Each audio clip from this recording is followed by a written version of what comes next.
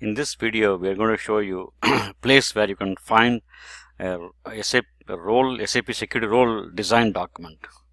Okay, go to your inbox, from SAP ECC, where you have IDA system installed. Okay.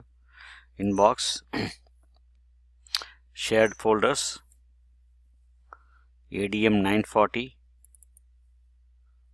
Okay, so you can see a spreadsheet here. Double click on it.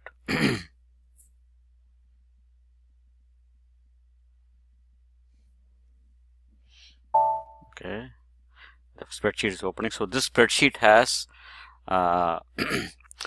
fields where you can basically, it gives you the option to enter transactions and also list all the transactions on the top, and then it gives you you can enter the business area and role description here, and then you can also enter the transactions here.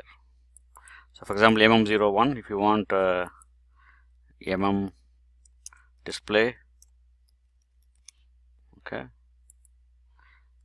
MM create, okay, let's say let's say logistics. Okay, so for example, for display you can say create, you can say check mark here, and for display you can just check mark here. So like that, once you populate the data here, right? So what happens is, if you can run the report here, generate for view.